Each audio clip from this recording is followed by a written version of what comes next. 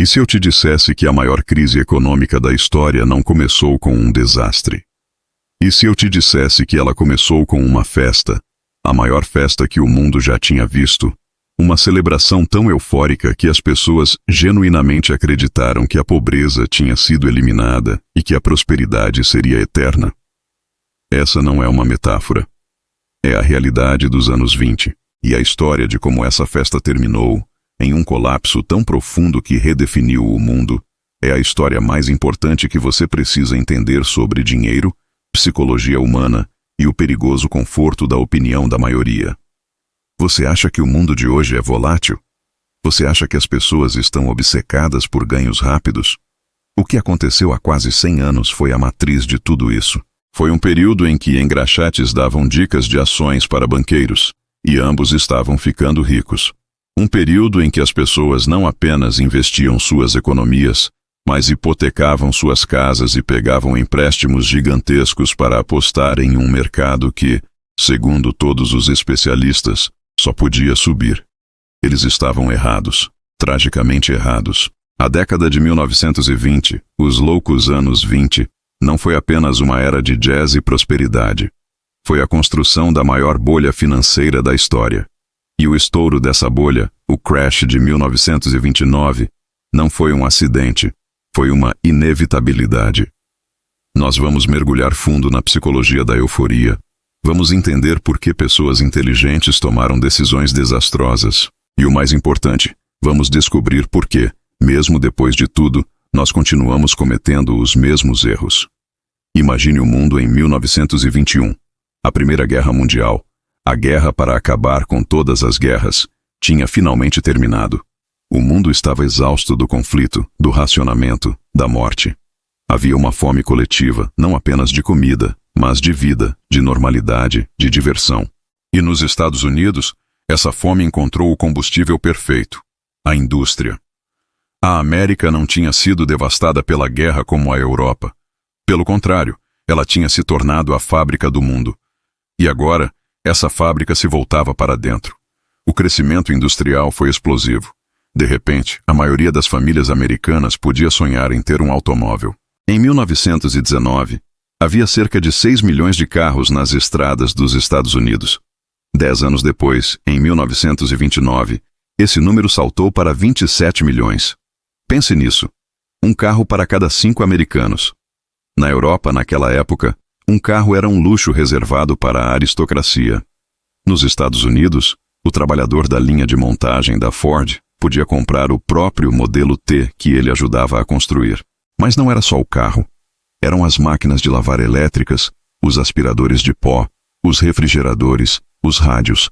O rádio foi a internet da época. Pela primeira vez, uma nação inteira podia ouvir a mesma música, o mesmo jogo de beisebol, o mesmo discurso presidencial ao mesmo tempo. Isso criou uma cultura de massa unificada. E essa cultura era obcecada por uma coisa: o consumo. E como financiar esse consumo? Com uma invenção revolucionária e perigosa: o crédito ao consumidor, as compras a prazo. Compre agora, pague depois. Tornou-se a norma. As pessoas não precisavam mais poupar para comprar algo. Elas podiam ter imediatamente. Isso injetou um otimismo artificial na economia. As pessoas sentiam-se ricas porque podiam comprar como ricas, mesmo que estivessem se endividando para isso. A trilha sonora dessa década era o jazz. Era rápido, era improvisado, era barulhento, era um pouco perigoso. Era a música perfeita para uma era que tinha rompido com as tradições do passado. As mulheres cortavam o cabelo, encurtavam as saias, fumavam em público. Era a era das melindrosas. Havia uma sensação de liberação sexual e social, mas havia uma escuridão por baixo dessa superfície brilhante. A lei seca, a proibição da venda de álcool, que vigorou de 1920 a 1933, foi um fracasso monumental. Em vez de criar uma sociedade mais moral, ela criou o crime organizado. Gangsters como Al Capone tornaram-se celebridades, controlando um império de contrabando e bares clandestinos, os speakeasies. A corrupção policial era generalizada. Então você tinha essa tensão. Uma sociedade que se via como moderna, próspera e vitoriosa, mas que também estava mergulhada na ilegalidade, na dívida e em uma crescente desigualdade. Porque essa prosperidade não era para todos. Enquanto as cidades brilhavam, o setor agrícola estava em crise. Os agricultores que haviam produzido em massa para alimentar a Europa durante a guerra, agora viam os preços de seus produtos despencarem. Eles estavam se endividando e perdendo suas terras, enquanto o resto do país dançava ao som do jazz. Essa era a América dos anos 20. Um coquetel de otimismo genuíno, dívida desenfreada, mudança cultural e uma fé cega de que a festa nunca acabaria. E o epicentro dessa festa, o lugar onde todos os sonhos pareciam se materializar, era um lugar em Nova York chamado Wall Street. Se os anos 20 foram uma festa, Wall Street era o salão principal, e o mercado de ações era a bebida que todos queriam provar. Antes dessa década, o mercado de ações era um clube exclusivo para os muito ricos. Era o domínio de banqueiros como J.P. Morgan, de industriais como Rockefeller. O cidadão comum não investia. Era considerado muito arriscado, quase como um jogo de azar. Mas nos anos 20, tudo isso mudou. A prosperidade generalizada deu às pessoas comuns algo que elas nunca tiveram antes: um pouco de dinheiro sobrando. E a cultura da época, impulsionada pela publicidade e pelas novas mídias, dizia a elas que poupar dinheiro no banco era coisa do passado. O verdadeiro caminho para a riqueza, o caminho rápido, era o mercado de ações. Isso criou um fenômeno que nunca tinha sido visto: a democratização da especulação. De repente, não eram apenas os banqueiros que falavam sobre ações. Eram os motoristas de táxi, as donas de casa, os engraxates, os balconistas. Havia uma sensação de que qualquer um poderia ficar rico. E como eles acompanhavam esse mercado? Através de uma invenção mágica, a fita de teletipo. Pela primeira vez, os preços das ações eram transmitidos em tempo real por todo o país. Agências de corretores abriram em cidades pequenas, em vilarejos. Você podia entrar em um salão de beleza, ou em um bar, ou até mesmo em um transatlântico no meio do oceano, e haveria uma fita de teletipo cuspindo os últimos números de Wall Street. Era o equivalente às nossas modernas corretoras de aplicativo no celular. Era viciante. As pessoas se reuniam ao redor dessas fitas como se estivessem assistindo a um evento esportivo. Elas torciam, gritavam, comemoravam. O mercado se tornou o principal tópico de conversa, o esporte nacional. E os números pareciam justificar essa euforia. O índice Dow Jones, que mede o desempenho das principais ações, disparou. Em 5 anos, o preço médio das ações na Bolsa de Nova York multiplicou-se por 4. De 100 pontos, foi para quase 400. Era um crescimento que parecia desafiar a gravidade. Uma ação da RCA, por exemplo, que era a empresa de tecnologia da época por causa do rádio, subiu de $1,50 por ação no início da década para $500 por ação em 1928, sem nunca ter pago um único dividendo. O preço não tinha mais nada a ver com o valor real da empresa. Tinha a ver com a crença de que alguém pagaria mais por ela amanhã. Essa mentalidade foi resumida perfeitamente por John Jacob Raskob, um executivo da General Motors. Em 1929, ele escreveu um artigo infame para uma revista feminina popular, com o título "Todos deveriam ser ricos". Ele argumentava que, se uma pessoa economizasse apenas $15 por mês e os investisse em boas ações, em 20 anos, ela teria $80 mil. Isso era uma fortuna inimaginável na época. A imprensa o elogiou como um visionário. A mensagem era clara: você é um tolo se não estiver no mercado. E isso criou um poderoso medo de ficar de fora. FOMO. As pessoas viam seus vizinhos, seus colegas, ficando ricos aparentemente sem fazer esforço. Eles compravam uma ação por $20 e na semana seguinte ela valia 30. Na outra, 40. Não era preciso entender de negócios. Não era preciso ler balanços. Era só preciso ter fé. E as pessoas tinham fé. Elas tinham uma fé fervorosa na nova era da economia americana. Mas havia um mecanismo ainda mais poderoso e perigoso alimentando essa fogueira: a compra com margem. Buying on margin. Isso foi o querosene na fogueira da especulação. Funciona assim: Digamos que você quisesse comprar $1.000 em ações. Naquela época, você não precisava ter $1.000. Você só precisava de uma fração, digamos $100. Os outros $900, o seu corretor de ações te emprestava. Agora, pense na psicologia disso. Com seus $100, você controlava $1.000 em ações. Se o mercado subisse 10%, suas ações valeriam $1.100. Você as vendia, pagava os $900 de volta ao corretor e ficava com $200. Você investiu 100 e saiu com 200. Você dobrou seu dinheiro com uma alta de apenas 10% do mercado. Era mágico. As pessoas ficaram viciadas nessa alavancagem. Elas não estavam apenas investindo suas economias. Elas estavam investindo dinheiro que não tinham. Bilhões de dólares em crédito foram derramados no mercado. Os corretores ganhavam comissões enormes. Os bancos emprestavam dinheiro aos corretores, que emprestavam aos investidores. Era um ecossistema fechado de otimismo. As pessoas compravam ações não para possuir um pedaço de uma empresa, mas para vendê-las no dia seguinte ou na semana seguinte por um preço mais alto. A Bolsa de Valores tinha deixado de ser um mecanismo de alocação de capital para as empresas e tinha se tornado um gigantesco cassino. E como em todo cassino, a casa eventualmente ganha. O problema da compra com margem é que ela funciona nos dois sentidos. Se você investiu seus $100 para controlar 1.000 em ações e o mercado caísse 10%, suas ações agora valeriam $900. O corretor, que te emprestou 900, não queria perder dinheiro. Ele fazia a chamada de margem. Ele exigia que você colocasse mais $100 para cobrir a perda. Mas e se você não tivesse mais $100? A maioria não tinha. Nesse caso, o corretor tinha o direito de vender suas ações imediatamente para recuperar o empréstimo dele. Agora, multiplique isso por milhões de investidores.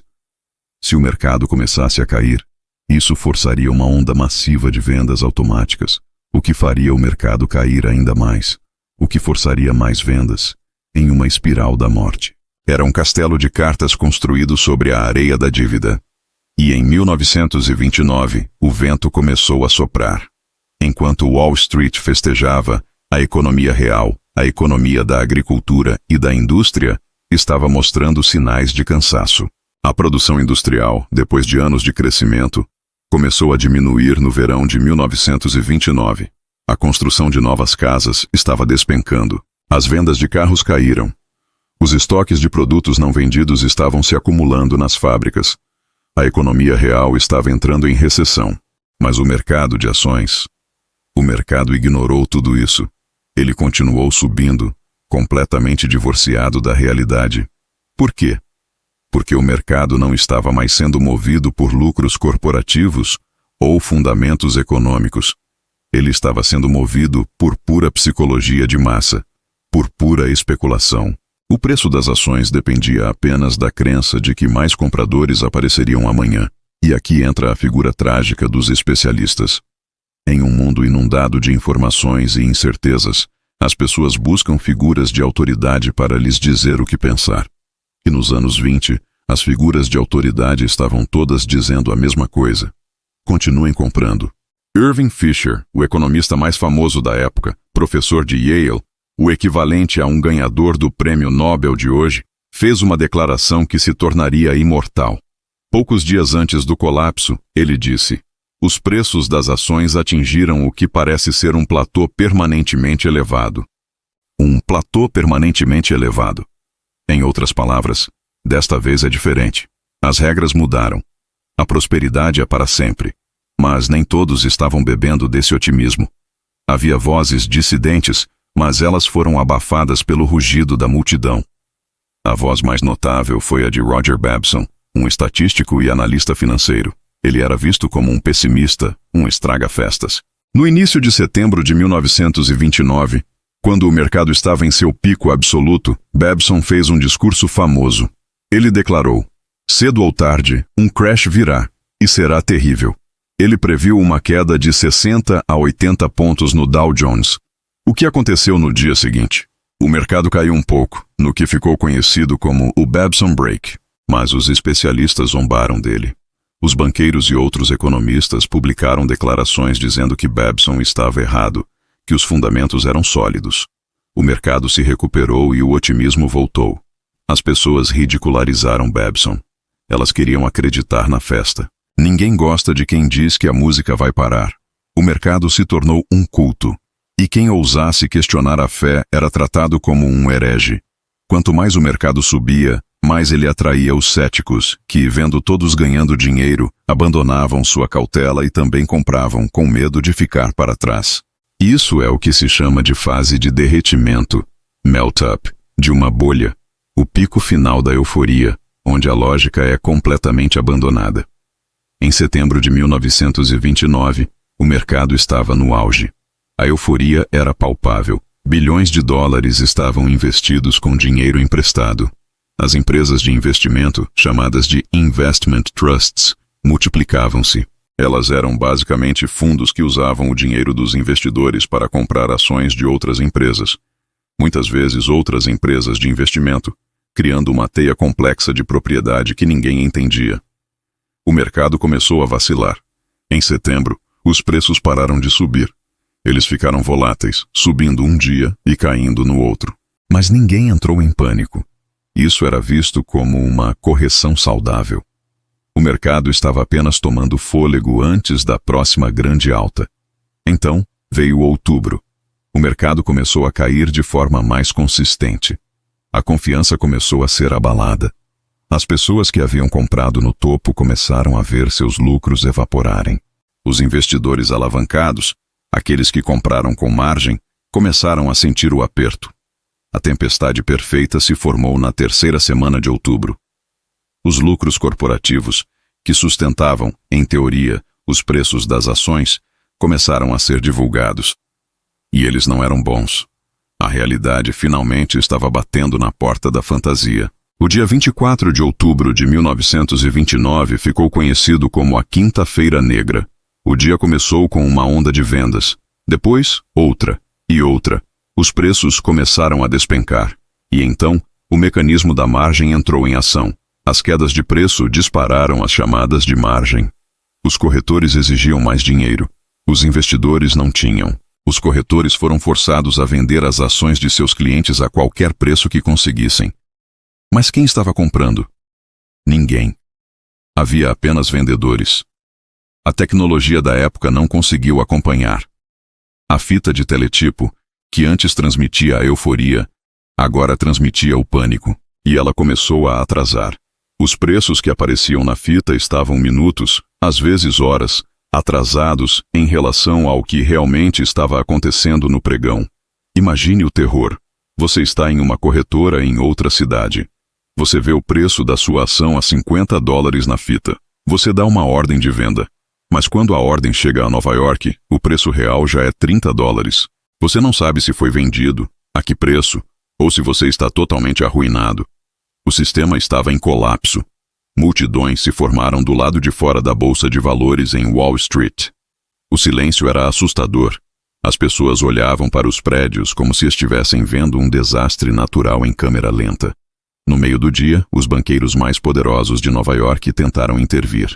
Liderados por Thomas Lamont, do JP Morgan, eles se reuniram e criaram um fundo de milhões de dólares para comprar ações. Era uma tentativa de mostrar confiança e estabilizar o mercado. Richard Whitney, o vice-presidente da Bolsa, caminhou pelo pregão e fez ordens de compra visivelmente altas para ações de primeira linha. Funcionou. Por um momento. O mercado parou de cair e até recuperou parte das perdas no final do dia. Os jornais da noite e do dia seguinte declararam que o pânico havia sido contido, que os tubarões, vendedores a descoberto, tinham sido derrotados e que os fundamentos continuavam sólidos. O presidente Herbert Hoover fez uma declaração da Casa Branca, assegurando a todos que a economia do país estava fundamentalmente sólida, mas foi como tentar parar um tsunami com um balde. A confiança estava quebrada. O feitiço havia se desfeito. Durante o fim de semana, os investidores tiveram tempo para pensar. Eles olharam para suas finanças.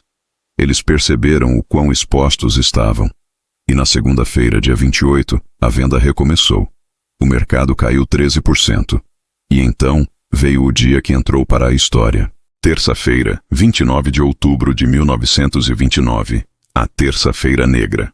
Foi o dia em que o chão desapareceu. Não houve intervenção de banqueiros. Não houve discursos tranquilizadores.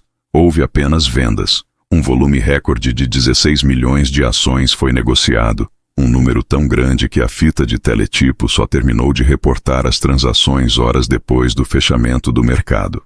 O Dow Jones caiu mais 12%. Em 2 dias o mercado perdeu quase 1/4 do seu valor. Mas não foi o fim.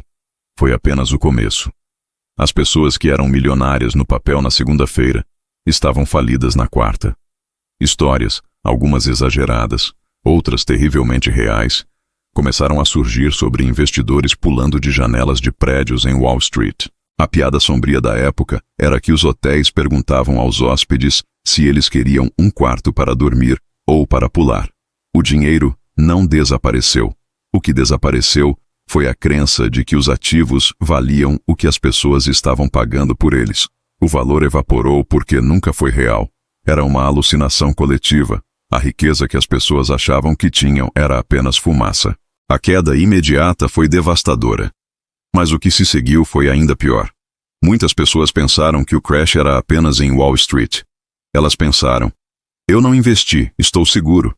Elas estavam erradas. O crash do mercado de ações foi o gatilho que expôs todas as outras fraquezas da economia.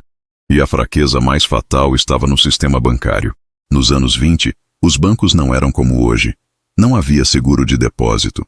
Se o seu banco falisse, você perdia cada centavo que tinha guardado. E os bancos, durante a década de euforia, tinham feito coisas muito arriscadas. Muitos bancos haviam emprestado dinheiro para as pessoas comprarem ações com margem. Agora, esses empréstimos não valiam nada. Os bancos também tinham usado o dinheiro de seus depositantes para especular no mercado de ações eles mesmos. Quando o mercado quebrou, os ativos dos bancos evaporaram. Um banco começou a ter problemas. As pessoas que tinham dinheiro lá ficaram com medo. Elas correram para o banco para sacar suas economias. Isso é uma corrida ao banco. O problema é que um banco não guarda todo o dinheiro em um cofre. Ele o empresta. Ele só mantém uma pequena fração disponível. Se muitas pessoas pedem seu dinheiro de volta ao mesmo tempo, o banco não tem como pagar. Ele fecha as portas. Ele faliu. E todos que não conseguiram sacar seu dinheiro a tempo, perderam tudo.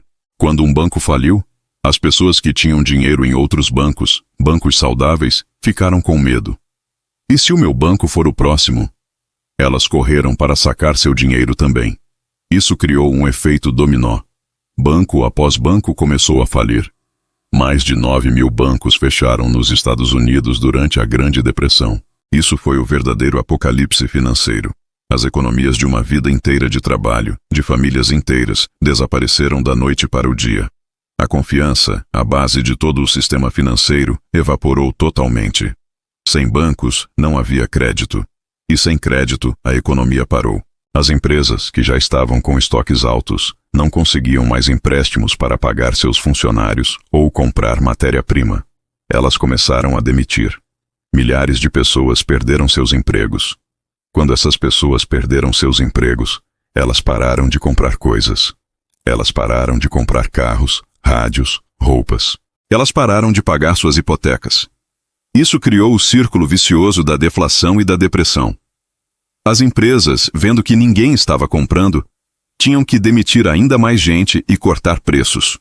Com mais demissões, menos gente comprava. Mais empresas faliam. Mais bancos faliam. O desemprego disparou.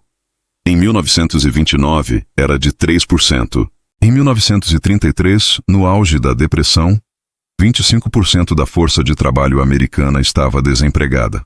1 em cada 4 trabalhadores não tinha emprego. E não havia rede de segurança. Não havia seguro-desemprego. Não havia programas sociais. As pessoas perderam suas casas. Cidades de barracos feitas de lixo e papelão surgiram nos parques das grandes cidades. Elas foram ironicamente chamadas de Hoovervilles, em homenagem ao presidente Hoover, que parecia incapaz de deter a catástrofe. Filas de pão se formavam em todas as cidades, com homens orgulhosos, que antes eram gerentes, engenheiros e operários, esperando por uma sopa rala. O grupo mais atingido foi a classe média. Os pobres, como um historiador disse, sempre foram pobres. A depressão era apenas uma versão mais difícil de sua vida normal. Os muito ricos, embora tenham perdido fortunas, ainda tinham milhões para viver confortavelmente. Mas a classe média, aquela que tinha acreditado no sonho americano, que tinha comprado o carro a prazo, a casa financiada, as ações com margem, ela foi aniquilada. Ela perdeu seus empregos, suas economias no banco e seus investimentos em Wall Street. Ela perdeu tudo. O choque psicológico foi profundo. A nação mais otimista do mundo mergulhou em um desespero coletivo. O crash de 1929 não foi um evento de um dia. A queda inicial foi em outubro, mas o mercado continuou a cair, e cair, e cair. O fundo só foi atingido 3 anos depois, em 1932. O Dow Jones, que tinha chegado a quase 400 pontos, caiu para 41. Uma queda de quase 90%. O valor de uma geração inteira foi varrido. Então, o que aprendemos com isso? Por que essa história, de quase 100 anos atrás, é tão vital hoje? A primeira lição é que a realidade econômica e o sentimento do mercado podem viver em mundos separados, mas não para sempre. A economia real estava sofrendo em 1929, mas o mercado de ações, movido a crédito e euforia, continuou subindo. O divórcio entre o preço de um ativo e seu valor real pode durar muito tempo, mas eventualmente a realidade sempre vence. E quanto maior o divórcio, mais dolorosa é a reconciliação. A segunda lição é sobre a alavancagem. A compra com margem. A dívida. A dívida não cria riqueza. Ela apenas a antecipa. Ela permite que você gaste um dinheiro futuro hoje, mas ela também amplifica seus riscos de forma exponencial. O que te faz subir muito rápido é exatamente o que te fará cair na velocidade da luz. A euforia dos anos 20 foi construída sobre uma montanha de dívidas, e quando a conta chegou, ela levou o sistema inteiro junto. A terceira, e talvez mais importante lição, é sobre a psicologia humana. Nós somos animais de rebanho. Temos um medo biológico de ficar para trás. Quando vemos nossos vizinhos ficando ricos, nossa ganância supera nosso medo. E quando o pânico se instala, nosso medo supera nossa lógica. A história de 1929 é a história da emoção humana em sua forma mais pura, da euforia maníaca ao pânico abjeto. Os especialistas, como Irving Fisher, não eram estúpidos. Eles apenas se tornaram prisioneiros do otimismo da época. Eles confundiram o sucesso de curto prazo com genialidade de longo prazo. E a imprensa, em vez de questionar, agiu como líder de torcida, publicando artigos como "Todos deveriam ser ricos". A história não se repete exatamente, mas ela rima. Nós ainda vemos bolhas. Nós ainda vemos a euforia em torno de novas tecnologias que prometem a mudar tudo e criar um platô permanentemente elevado. Nós ainda vemos pessoas pegando empréstimos e arriscando o que não podem perder por medo de ficarem de fora. O crash de 1929 e a Grande Depressão que se seguiu foram a tempestade perfeita. Foi a colisão da inovação tecnológica, do crédito fácil, da mídia de massa e de uma psicologia humana que não mudou em milênios. Foi o evento que moldou o século XX, levando a reformas financeiras, à ascensão de novos governos e, em última análise, pavimentando o caminho para a Segunda Guerra Mundial. A lição final daqueles dias sombrios não é que devemos ter medo de investir ou de sonhar. É que devemos ter um respeito saudável pelo risco. É que devemos questionar o consenso, especialmente quando ele é eufórico. É que devemos lembrar que, quando algo parece bom demais para ser verdade, provavelmente é. Os loucos anos 20 não foram uma anomalia. Foram um aviso. Um aviso de que a linha entre a confiança e a arrogância é fina e que a distância entre uma festa e uma crise é muito menor do que imaginamos. Qual parte da psicologia dos anos 20 você mais reconhece no mundo de hoje? A euforia desenfreada, o medo de ficar de fora, ou a confiança cega nos especialistas que dizem que desta vez é diferente? Me conta aqui nos comentários. Eu leio e respondo o máximo que consigo. E se você quer continuar entendendo não apenas o que aconteceu na história, mas por que aconteceu, e como essas forças invisíveis ainda moldam o seu presente e o seu futuro, Clique no botão de se inscrever. Nós dissecamos as ideias, os eventos e as psicologias que mudaram o mundo, para que você possa navegar melhor no seu. Eu te vejo no próximo.